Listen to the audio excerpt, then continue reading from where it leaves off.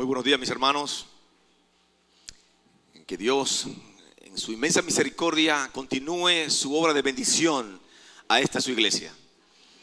Qué bueno es cantarle a Dios y creer lo que cantamos, que nosotros los creyentes nos levantamos no por nuestras propias fuerzas, sino que nos levantamos por el poder de su amor. La verdad que cantar alabanzas como esta nos inspiran a terminar el día correctamente y a levantarnos mañana con todo el deseo de tener un día más para su gloria. Antes de iniciar esta predicación esta mañana, yo quiero dar un reconocimiento al tiempo que tuvimos con los hombres en el campamento, el sábado y viernes y sábado. Y realmente fue impactante tener casi 60 hombres de la iglesia enfocados en querer presentarnos mejor delante de Dios. Y doy muchas gracias a Dios por la actividad, por el tiempo allá. Fue un tiempo especial. Y cuando le digo que fue un tiempo especial completo. Estábamos en una cabaña de lujo, de millonario. Y la comida, ni en un hotel.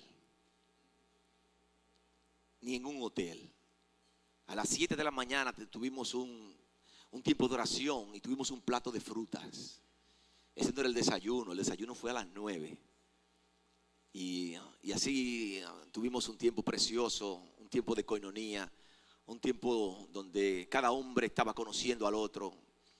Y de verdad que alabo a Dios por cada uno de estos hombres que estuvieron presentes y por los que estuvieron organizando esta actividad. Vamos a continuar con esta serie que iniciamos la semana pasada. Estamos estudiando el libro primero a los Corintios, verso por verso. Y estuvimos introduciendo el libro la semana pasada. Y la realidad es que cuando uno estudia el libro de a los Corintios y uno ve la sociedad hoy en día, uno ve también una sociedad hoy en día llena de conflictos. Tenemos conflictos en el medio que nos desenvolvemos. Tenemos muchos conflictos en la familia, muchos conflictos en el área que laboramos, aún muchos conflictos dentro de la iglesia. Para muchos aquí, la iglesia es un oasis. La iglesia es un lugar especial donde hay paz, donde hay tranquilidad, donde hay frescura.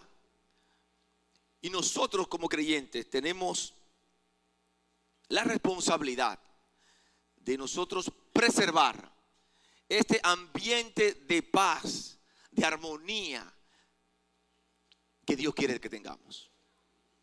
Una hermana me decía hace algunas semanas, pasando por muchas crisis, por muchas dificultades, el único ambiente, el único lugar donde yo me siento en paz, amada, es la iglesia.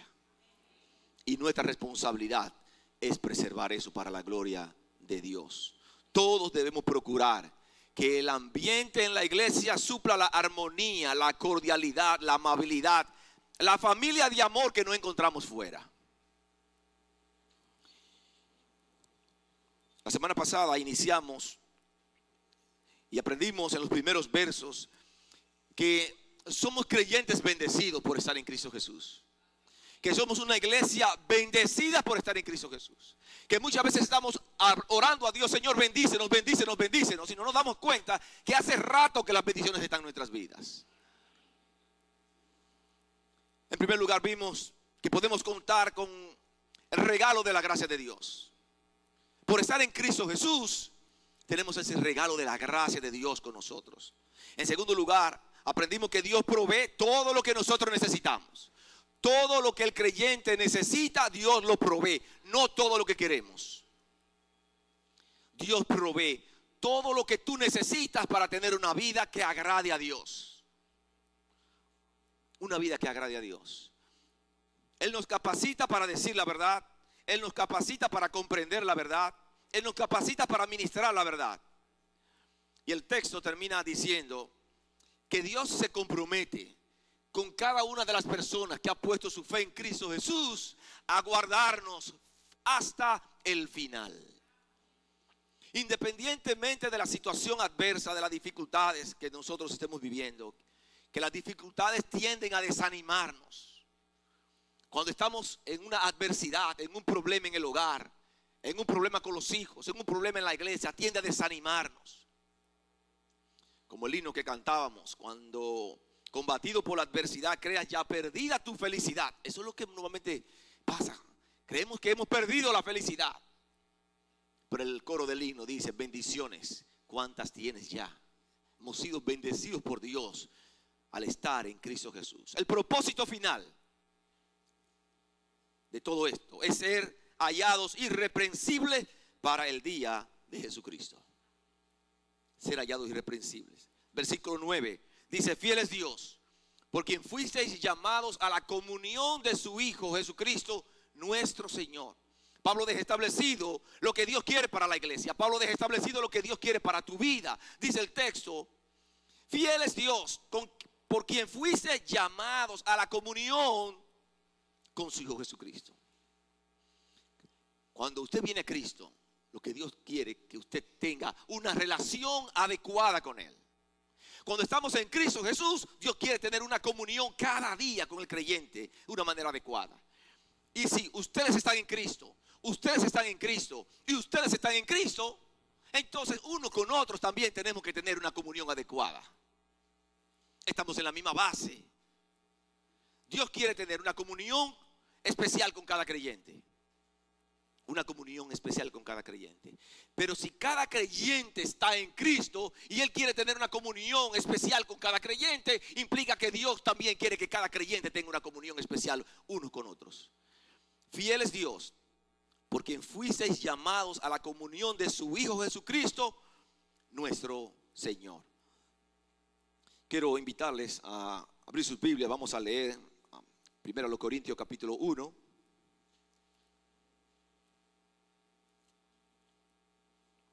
Versículo 10 al 17.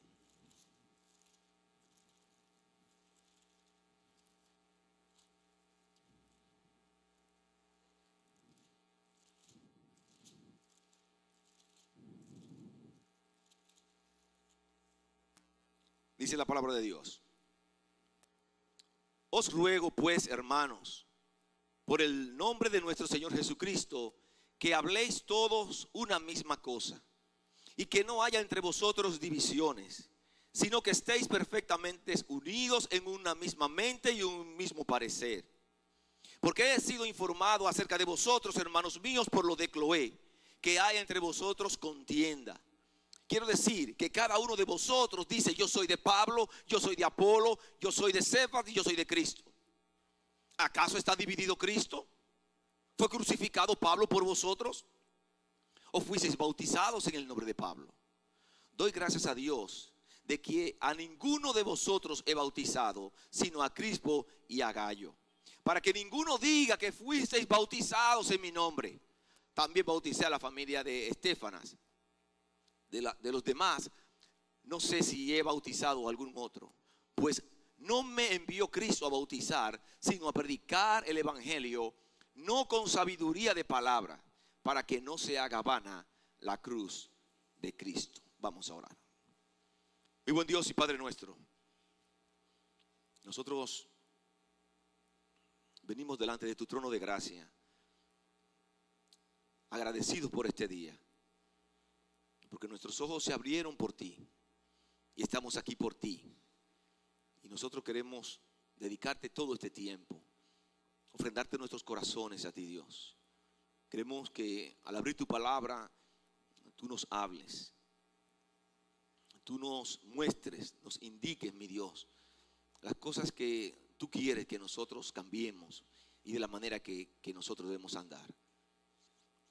Guíanos en esta mañana, mi Dios, y glorifícate en medio nuestro. Oramos en el nombre de Jesús. Amén. Amén. Una vez Pablo nos muestra lo bendecido que somos de estar en Cristo Jesús, Pablo comienza a señalar los problemas por los cuales la iglesia estaba atravesando. semana pasada mencionamos que era una iglesia con mucha dificultad. Una iglesia con división, con inmoralidad sexual, con demanda entre hermanos, con fornicación, adulterio, dificultad ministerial. Y Pablo está buscando una reacción positiva en la iglesia. Pablo está queriendo motivar a los hermanos a caminar en santidad. Si ustedes son santos, vivan como santos. Y decíamos la semana pasada que de la misma manera que la libertad cristiana sube en el libro de Gálatas, en 1 Corintios sube la necesidad de establecer límites para nosotros vivir en santidad. Y lo mismo ocurre con nosotros hoy en día. Hoy en día estamos viviendo tiempos que es muy difícil para el creyente vivir en santidad. La presión al cual estamos sometidos hoy en día, en estos tiempos, se convierte en un verdadero reto para el creyente vivir en santidad. Pero el llamado de Dios para los creyentes es vivir en santidad. Aunque sea un reto para nosotros, la Biblia está diciendo que contamos con el poder de Dios para todo esto. Tenemos una sociedad que nos empuja a vivir por sus valores. Tenemos que pedir la dirección de Dios para nosotros tener una vida en santidad, una vida que agrade a Dios. El problema más serio que la iglesia de 1 Corintios, la iglesia de Corintios enfrentaba era la división. Y el apóstol Pablo dedica 4 capítulos para tratar de resolver esa situación en la iglesia. Y en esta mañana vamos a aprender que la iglesia de Cristo debe estar unidas. ¿Cuántos dicen amén? Que todo nuestro esfuerzo es en mantener esa unidad. ¿Cuántos dicen amén? Es nuestra responsabilidad mantener esa unidad aquí en la iglesia. Pablo, sabiendo el gran pecado que la iglesia estaba cometiendo, él quiere hacerle una invitación a cambiar de actitud. Y él dice: os ruego pues, hermanos, por el nombre de nuestro Señor Jesucristo. Aún él teniendo la autoridad apostólica, él no le está exigiendo a los hermanos. Más bien está tratando de llegar al corazón de estos hermanos, para que ellos entiendan el error en el cual estaban y que cambiaran de actitud. Aquí hay una enseñanza para nosotros. Si usted quiere provocar cambios en otra persona, no la ataque. No la ataque. Trate de llegar a su corazón. Si usted trata de llegar a su corazón, esa persona va a cambiar. Pero si esa persona se siente enfrentada, entonces la situación se va a poner un poquito más difícil. A pesar de la carnalidad de esos hermanos, el apóstol Pablo le llama hermanos. Os ruego pues, hermanos. Yo le decía la semana pasada que ningún pastor quisiera que compararan su iglesia con la iglesia de Corintios. Pero el apóstol Pablo, independientemente del pecado de la iglesia, él está diciendo: os ruego pues, hermanos. Los está viendo como sus hermanos, sus hijos. El apóstol Pablo había fundado esa iglesia. Y él dice en el versículo 10, la segunda parte, que habléis todos una misma cosa y que no haya entre vosotros divisiones. Versículo 11 y 12. Porque he sido informado acerca de vosotros, hermanos míos, por lo de Cloé, que hay entre vosotros contiendas. Quiero decir que cada uno de vosotros dice: yo soy de Pablo, yo soy de Apolo, yo soy de Cefas y yo soy de Cristo. Era una iglesia con muchos conflictos internos. Y lo peor es que parece no molestarles esos conflictos. Pablo fundamenta su acusación no basada en rumores, sino que el apóstol Pablo menciona la persona o la familia que le están llevando la información del problema de la iglesia. Él dice: porque he sido informado acerca de vosotros, hermanos míos, por los de Cloé, que hay entre vosotros contienda. No hay mucha información en la Biblia con relación a los de Cloé. Muchos piensan que es un nombre de una mujer y que era una mujer hacendada, una mujer con cierta posición económica. Y su familia tomó la decisión de informar al apóstol Pablo de la situación de pecado que estaba viviendo la iglesia. La mayoría en la iglesia estaban con los brazos abajo, solamente contemplando el pecado, viendo a los hermanos pecar de aquí y para allá. Y nadie tomaba la acción. Y dice la Biblia: Porque he sido informado acerca de vosotros, hermanos míos, por lo de Cloé, que hay entre vosotros contiendas. Aunque no se sabe mucho de esta familia de Cloé, ellos tuvieron la valentía, la madurez de identificar el problema y denunciarlo a la persona adecuada, el apóstol Pablo. Uno de los grandes problemas de la iglesia de Corintios era que eran indiferentes a sus malas acciones. Indiferentes a las malas acciones, al pecado. Y los de Cloé actuaron con responsabilidad, con el propósito de que Pablo pudiera ayudar a la iglesia. Pablo, como pastor, sabe las implicaciones de tener una iglesia dividida.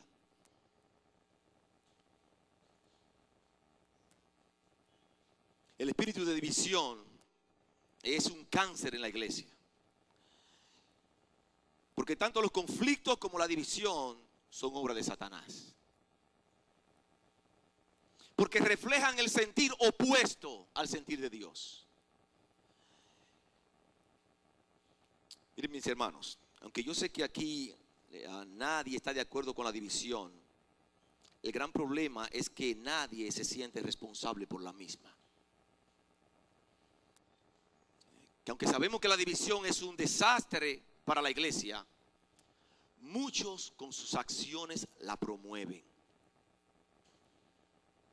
Y cualquiera de nosotros, en un descuido espiritual, puede ser un instrumento de Satanás para provocar división en la iglesia. Históricamente la división en la iglesia, la división en las iglesias, no ha sido provocada desde afuera. En la mayoría de los casos, nunca la división viene desde fuera de la iglesia. La división viene desde adentro de la iglesia. Hermanos que se la ponen fácil a Satanás con una actitud incorrecta y comienzan a provocar dificultades y conflictos dentro de la iglesia. Y peor aún, creyentes que piensan que están actuando correctamente para el beneficio de la obra de Dios. Esa es una tendencia que se repite una y otra vez. Los que provocan división piensan que lo están haciendo correctamente, defendiendo la obra de Dios. Pero yo quiero decirle que es imposible que la división esté siendo promovida por creyentes maduros y que estén en comunión con Dios. Es imposible. Por esta razón es que este pasaje es tan importante para la vida práctica de la iglesia. Y la enseñanza de hoy tiene 2 puntos, 2 preguntas. Número 1, ¿cómo se manifiesta una actitud de división? Lo dividí de esta manera, en forma de pregunta, para que ustedes traten de entender, tratar de explicarles la enseñanza de la porción. ¿Cómo se manifiesta una actitud de división? En primer lugar, una actitud de división muestra rivalidad. Muestra rivalidad. Grupos dentro de la iglesia agenciándose su influencia.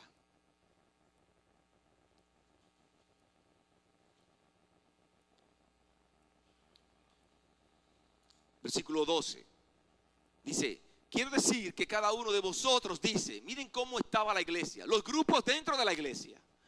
Unos decían, yo soy de Pablo, y otros decían, y yo de Apolo, y otros decían, y yo de Cefas, y otros decían, y yo de Cristo. Escuchen la situación que tenía la iglesia. Había 4 grupos dentro de la iglesia. El grupo del apóstol Pablo. Pero es importante resaltar que no eran los líderes que se estaban agenciando la devoción y la fidelidad de los hermanos de la iglesia. Esa división no era una división de los líderes, era una división de la iglesia, de los hermanos de la iglesia. Porque estaban dando lealtad al líder. El grupo de Pablo posiblemente, lo que decían ser seguidores de Pablo, posiblemente lo que compartían la enseñanza de la salvación por gracia, sin la necesidad de observar la ley en la iglesia. Hay otro grupo que tenía fidelidad para Apolos. Apolo posiblemente era el pastor de la iglesia en ese momento. Era un hombre muy elocuente, con una gran capacidad de comunicar la palabra de Dios, como dice Hechos capítulo 18, verso 24, que dice, varón elocuente, poderoso en las escrituras, refiriéndose a Apolo. Estaba el grupo de Cefas, el apóstol Pedro, posiblemente los creyentes con trasfondo judío, que querían observar la ley dentro de la iglesia. Y por último, el último grupo Los que pretendían ser lo correcto. Ese grupo, yo no soy de Pablo, ni tampoco sigo a Apolos, ni tampoco sigo a Pedro. Yo sigo a Cristo. Se me adelantaron. Posiblemente ellos pretendían que estaban en lo correcto, pero si se dan cuenta, el apóstol Pablo, a los que decían que eran de Cristo, lo ubica en el mismo plano para ser reprendido que los demás, porque también tenían una actitud incorrecta. Él no lo separa del grupo, lo incluye, porque también necesitaban ser amonestados.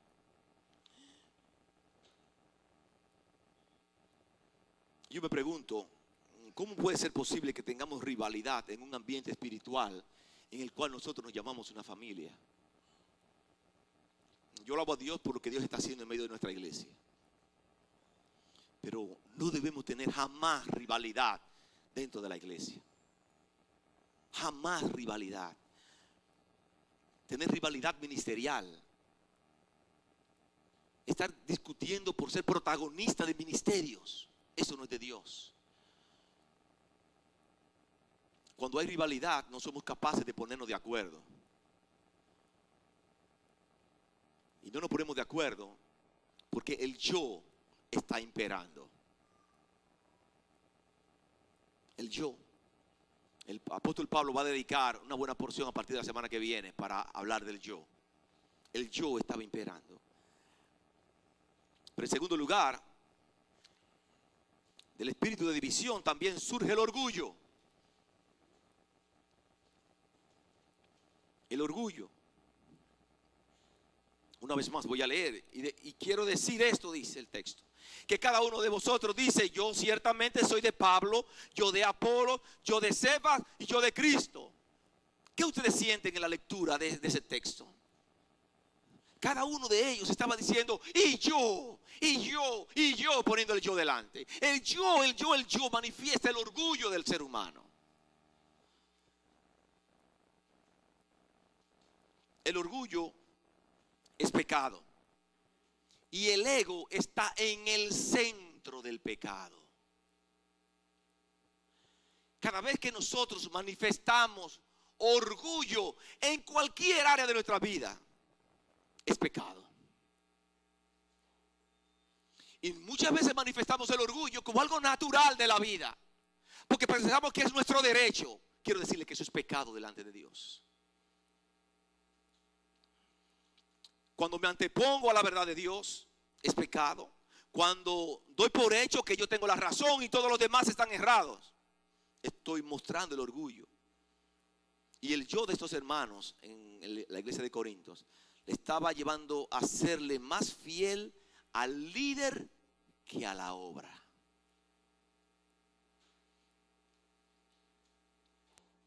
Estos hermanos estaban siéndole más fiel al líder que a la obra. El razonamiento del grupo de Pablo no daba paso al razonamiento del grupo de Apolos. Cada grupo se sentía dueño de su propia verdad. El orgullo está asociado al carácter de Satanás. Y si está asociado al carácter de Satanás, es malo y es pecado.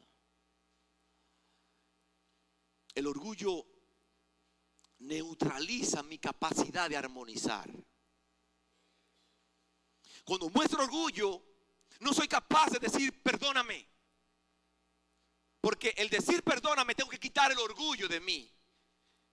Cuando hay una ofensa entre hermanos, o aún en la pareja, aún con los hijos, y usted no es capaz de pedir perdón, ¿saben por qué? Es el orgullo que le está golpeando.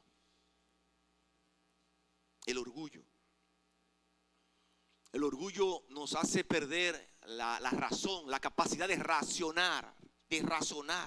La capacidad de pedir perdón nos hace perder la objetividad.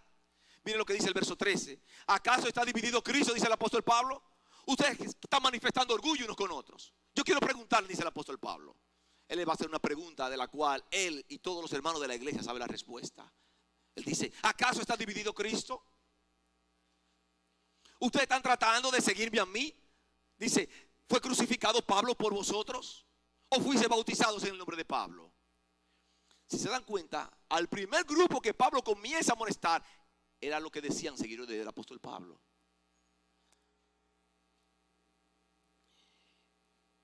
¿Acaso fuisteis bautizados en el nombre de Pablo? Ellos tenían un enfoque en el yo.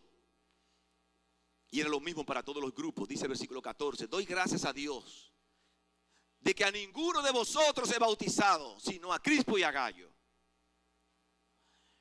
para que ninguno diga que fuiste bautizados en mi nombre, para que ninguno sienta orgullo de que fue bautizado por el apóstol Pablo o por el apóstol Pedro y se sintiera muy apegado al líder. Y el apóstol Pablo está cuidando de que los hermanos no levanten la persona de Pablo. Y él más adelante va a explicar eso. Él no está promoviendo que los hermanos le den salsa.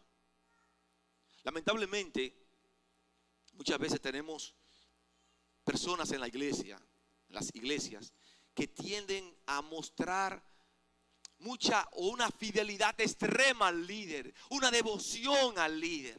Y yo quiero decirle a ustedes, mis amados hermanos, que en esta iglesia el único que merece devoción es nuestro Señor y Salvador Jesucristo. El único que merece devoción, el único que merece fidelidad es nuestro Señor y Salvador Jesucristo. El único. No podemos mostrar fascinación por el liderazgo. En tercer lugar,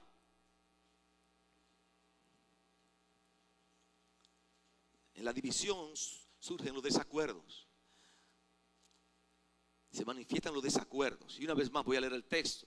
Y quiero decir que cada uno de vosotros dice: yo soy de Pablo, yo soy de Apolo, yo de Cefas y yo de Cristo. Yo les pregunto a ustedes, mis amados hermanos, ¿se siente armonía en este ambiente de la iglesia de Corinto? En este texto que el apóstol Pablo está hablando de los hermanos de la iglesia, que hay grupos dentro de la iglesia. Si yo le preguntara a ustedes, ¿ustedes ven armonía en ese grupo?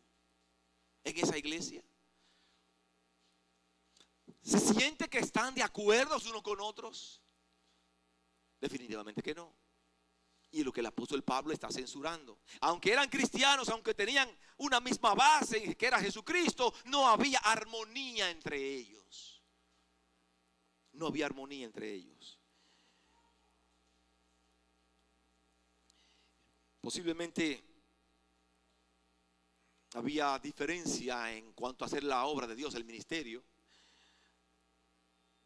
Quizás diferencia en lo que son doctrinas que no son fundamentales. En mis años en la obra de Dios he visto iglesias dividirse. He visto iglesias dividirse. Y normalmente, una vez más, como dije hace un rato, las iglesias se dividen por cosas que no son importantes. Nosotros tenemos algunas cosas que son muy importantes para nosotros como iglesia, en la cual tenemos que estar unidos todos y no hay ninguna posibilidad de mostrar diferencia. Creemos en la deidad de Jesucristo, en el sacrificio sustitutivo de Cristo, en la resurrección de Cristo, en la salvación por gracia por medio de la fe, en la Trinidad, en la inspiración de las Escrituras.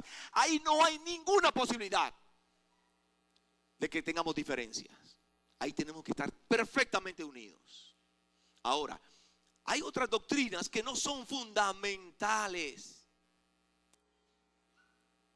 pero que son esas por las cuales están dividiéndose las iglesias.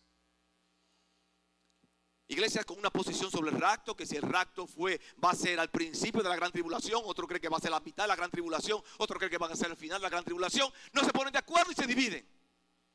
Otros se dividen porque no tienen puntos de vista igual en cuanto a la segunda venida de Cristo. Otros piensan y se dividen por la elección divina, porque creen que soy elegido, que no soy elegido, que si tú eres elegido. Y nos dividimos por cosas que no tienen la mayor importancia para estar en Cristo Jesús. Escuchen, mis amados hermanos. Lo que define nuestra autenticidad como creyentes es el poner nuestra fe en Jesucristo. Lo que define que tú eres creyente es poner tu fe en Cristo Jesús. Lo que va a definir tu posición, que va a estar en el cielo, es por tu fe en Cristo Jesús. Entonces ahí nosotros tenemos que estar así unidos todos. en la verdad acerca de Jesucristo.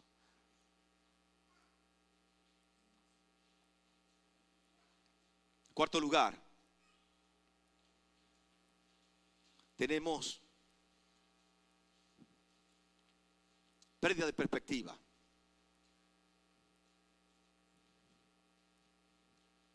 Ahí, en el ambiente de división hay una pérdida de perspectiva.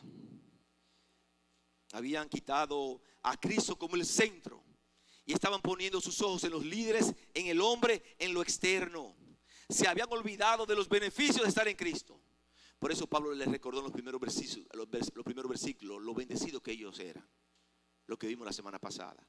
Se habían olvidado de que vivimos por Cristo y para Cristo. Se habían olvidado de que la iglesia es de Jesucristo, no de los pastores, no de los líderes. Pero increíblemente, y uno le duele decirlo, hay iglesias donde los pastores están buscando fidelidad al pastor. Yo quiero una vez más repetir, amados hermanos, la fidelidad para nosotros tiene que ser a Jesucristo. A Jesucristo, solamente a Jesucristo. Eso, lógicamente, si somos fieles a Jesucristo, vamos a tener mucho respeto y amor por los pastores de la iglesia. Pero jamás para nosotros levantar la persona del líder y querer estar postrados al líder. Jamás. Eso no es de Dios. Muchas veces estamos en la iglesia y perdemos la perspectiva de que se trata de Jesucristo. Que si aquí hay algún protagonista es Jesucristo. Que si aquí hay un dueño es Jesucristo. Esta iglesia fue comprada por la sangre de Cristo. Le costó la vida al Hijo de Dios. Entonces, ¿cómo es que si estamos en Cristo, estamos tratando de dañar lo que Dios creó? Cuando usted como hermano habla mal de un hermano, usted está atentando en contra de la unidad de la iglesia. Cuando usted está hablando mal de un hermano de la iglesia, usted está atentando. Le decía hace un rato que nadie se siente, yo voy a dividir la iglesia y nadie se siente responsable. Pero cuando usted habla mal de un hermano, usted está atentando en contra de la división de la iglesia. Cuando usted es un crítico de los pastores, usted está atentando en contra de la unidad de la iglesia. Cuando usted lleva chisme, si la otra persona tiene la posibilidad de defenderse, usted está atentando contra la unidad de la iglesia. Cuando usted le lleva la contraria a lo que los pastores han establecido, que han sido guiados por Dios, pero usted quiere llevar la contraria a los pastores, usted está atentando contra la división de la iglesia.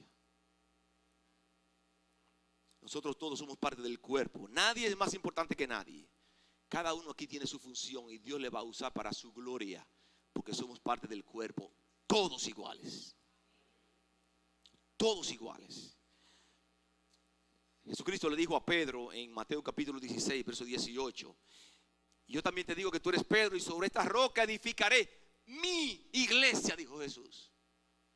Jesús está diciéndole a Pedro, es mi iglesia. Y si es la iglesia de Jesucristo, tenemos que hacer las cosas a la manera de Cristo. A la manera de Cristo.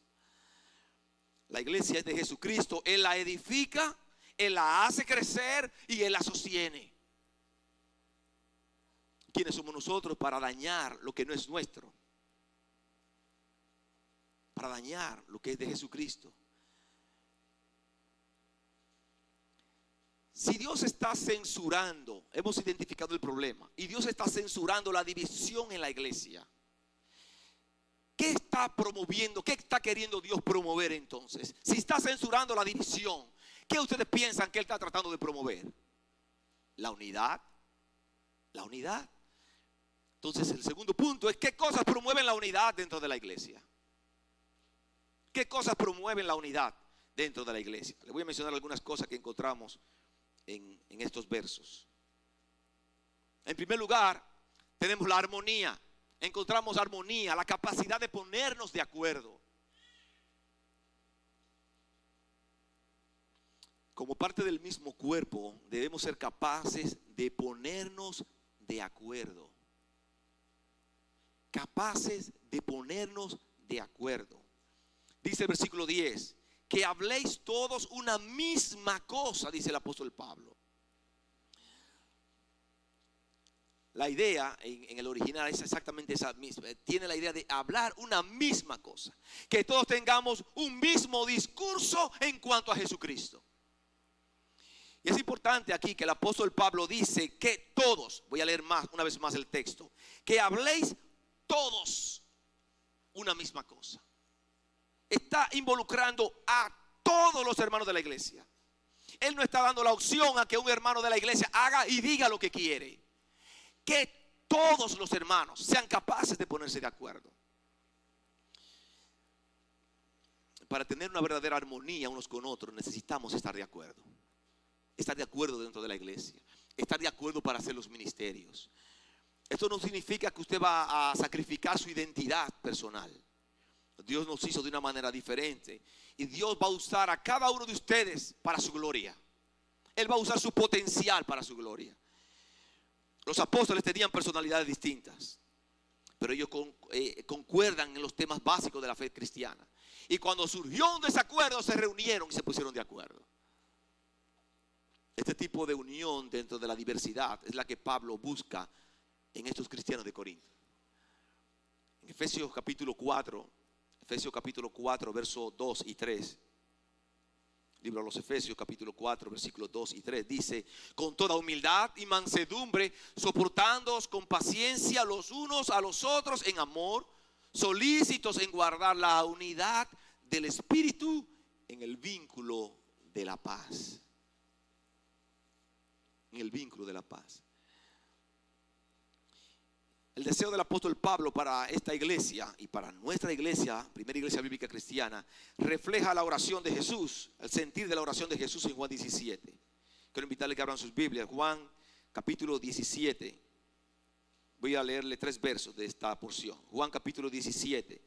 Miren lo que dice el verso 11.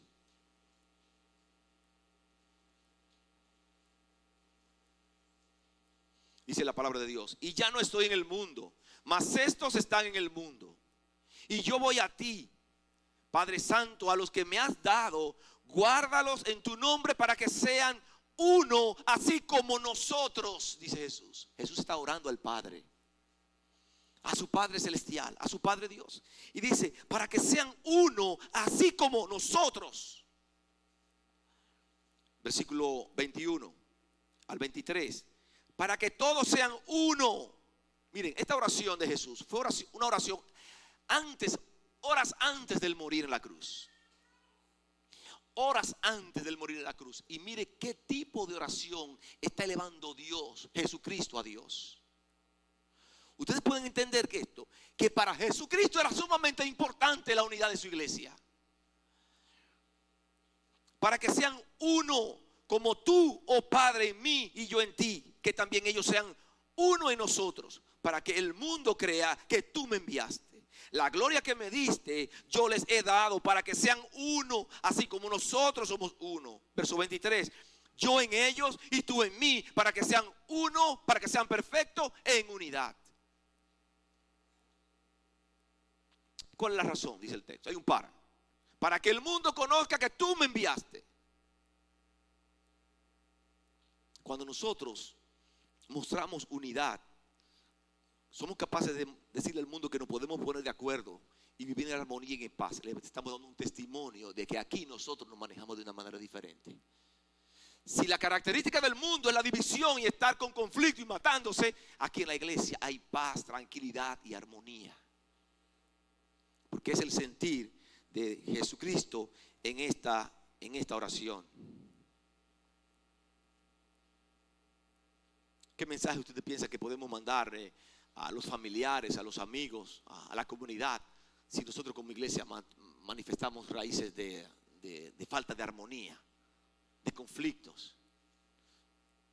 O en un ministerio que nos hemos puesto de acuerdo para hacer las cosas para Dios, pero cuando vamos a trabajar no somos capaces de ponernos de acuerdo, no hay armonía. ¿Saben qué pasa? ¿Por qué no nos ponemos de acuerdo? ¿Por qué no hay armonía en un ministerio? Porque yo quiero que se imponga lo que yo quiero, y el otro quiere que se imponga lo que él quiere. Y si yo quiero que yo quiero y él quiere lo que él quiere, ¿cómo nos ponemos de acuerdo?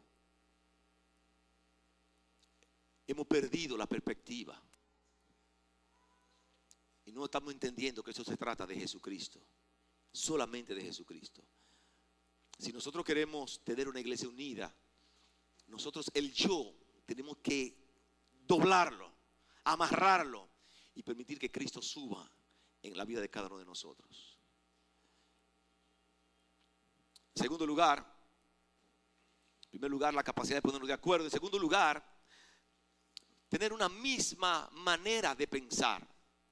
Una misma manera de pensar. Es la misma idea del original. O sea, la palabra es una misma manera de pensar. Como dice el verso 10. Unidos en una misma mente. Yo le pregunto, ¿está sugiriendo el texto aquí que todos pensemos iguales? De antemano sabemos que es imposible que pensemos iguales. Pero sí quiere que tengamos una misma mente en cuanto a las verdades de Jesucristo. Estos 4 grupos estaban en Cristo, pero no tenían una misma mente para trabajar en la obra de Dios. Y no hay posibilidad de que haya armonía en un grupo, aún de creyentes, si nuestros deseos, metas y la manera de hacer la obra está marcada por el ego. Por el ego. Este ego da paso a, como dice Santiago capítulo 4, versículo 1 y 2, a los conflictos. Los conflictos del hombre vienen de adentro, del yo, por eso hay guerra. Nosotros tenemos que orar a Dios, como cantábamos hace un rato. Pon en mí la misma mente de Cristo. Esa debe ser una oración nuestra. Oh Dios, pon en mí la misma mente de Cristo. Que nosotros podamos ver las cosas como Cristo la ve. Que podamos pensar como Cristo pensaría en medio nuestro. Que podamos ponernos de acuerdo en los principios de la verdad de la palabra de Dios. Que todos pensemos igual en cuanto, si la Biblia dice que el pecado es pecado, que todos pensemos que es pecado y pensemos igual. Que cuando la Biblia habla de la necesidad de vivir en santidad, que todos pensemos igual. Y que no se le ocurra a uno querer desentonar y pensar que se puede vivir sin santidad aquí. Se puede vivir sin santidad, pero van a surgir los conflictos. Que pensemos lo mismo en cuanto a lo que dice la Biblia del hombre. El hombre debe ser el líder espiritual de su hogar. Y todos debemos pensar igual porque lo dice la Biblia. La Biblia dice que la mujer es ayuda idónea. Ayuda idónea, dice la palabra de Dios. Y todos debemos pensar igual como lo dice la Biblia. La mujer no es menos que el hombre.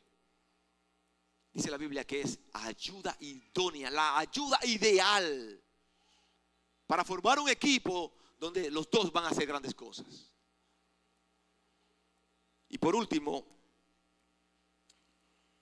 tenemos la unidad de propósito. Unidad de propósito.